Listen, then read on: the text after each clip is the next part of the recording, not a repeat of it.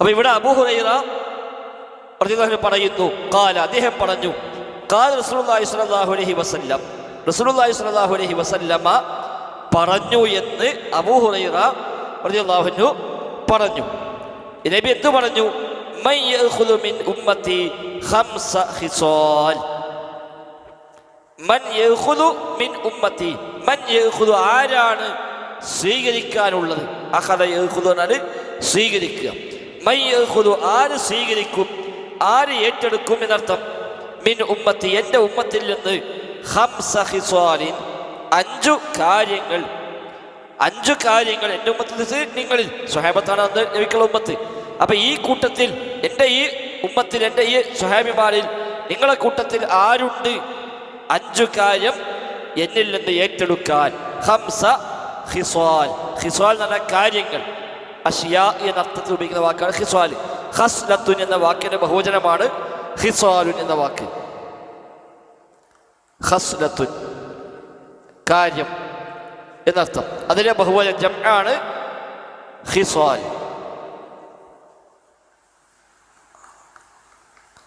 കാര്യങ്ങൾ, ഖിസാലുൻ കാര്യങ്ങൾ.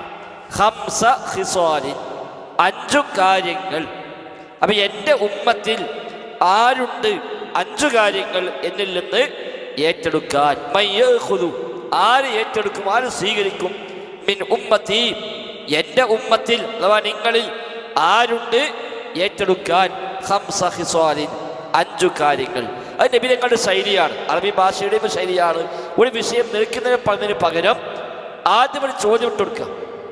അപ്പൊ സ്വാഭാവികമായും കുറച്ചുകൂടെ ശ്രദ്ധ അതിലേക്ക് വരും. അതൊരു സദസ്സിനെ അല്ലെങ്കിൽ അഭിസംബോധിതരെ ഇതിലേക്ക് ആവേശം ഉണ്ടാക്കാൻ പറ്റാവുന്ന ഒരു ശൈലി, സാഹിത്യ ശൈലി കൂടിയാണ്. ഒരു കാര്യമാണ് ബ്ലാങ്കായി പറയുന്നതും, ഒരു സംഗതിയാണ് ആർക്ക് വേണം എന്ന് വെച്ച് പറയുമ്പോഴും അത് കുറച്ചുകൂടി സ്വീകരിക്കാനുള്ള ആവേശം ഉണ്ടാകും. നമ്മൾ പെരീക്ക് വരുമ്പോൾ മുട്ടായി നേരെ മുട്ടായി കൊടുക്കുന്നതും, ഇതാ മുട്ടായി അടിക്കാൻ വേണ്ടി വെച്ചിട്ടുണ്ടെങ്കിൽ ഇല്ലല്ലോ, ഒരു ഒന്നാകണ്ട എനിക്ക് ഇരുന്നിട്ട് അപ്പോൾ പിന്നെ കൊടുക്കുമ്പോൾ അതിന് കുറച്ചുകൂടി ടേസ്റ്റ് കൂടും.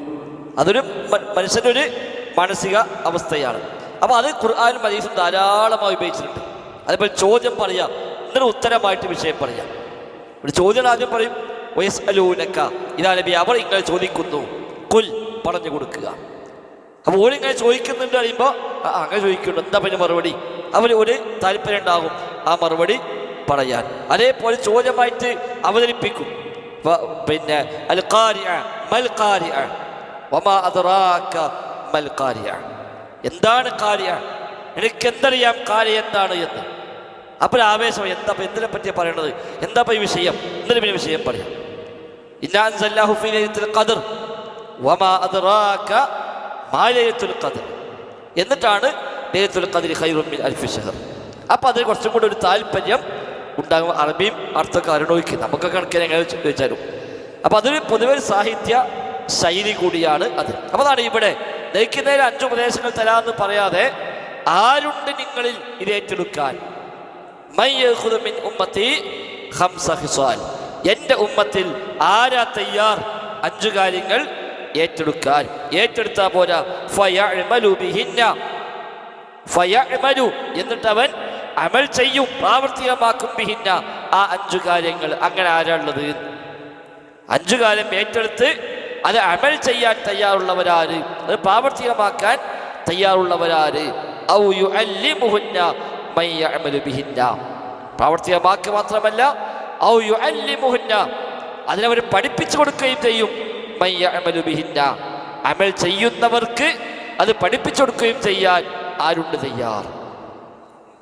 അല്ലെങ്കിൽ അർത്ഥത്തിലും ഔ ഉപയോഗിക്കും, എന്ന അർത്ഥത്തിലും ഔ ഉപയോഗിക്കാം. അപ്പൊ ഇത് രണ്ടുമാകാം ഇവിടെ. അപ്പൊ 5 കാര്യം ഇതാ പറയാം. ആ 5 കാര്യം പ്രാവർത്തികമാക്കുകയോ പ്രാവർത്തികമാക്കുന്നവർക്ക് പകർന്നു കൊടുക്കുകയോ ചെയ്യാൻ തയ്യാറുള്ളവർ ആരുണ്ട് എന്നാണ് നബി സ്വല്ലല്ലാഹു അലൈഹി വസല്ലം ഒരിക്കൽ ചോദിച്ചത്. ഖുൽ ഖാല, അബൂ ഹുറൈറ പറയുന്നു, ഖുൽതു, ഞാൻ പറഞ്ഞു, അന യാ റസൂലല്ലാഹ്, ഞാനുണ്ട് നബിയേ. അപ്പൊ നബി ഇങ്ങനെ ചോദിച്ചപ്പോൾ അബൂ ഹുറൈറ അവിടെ അടുത്തുണ്ട്.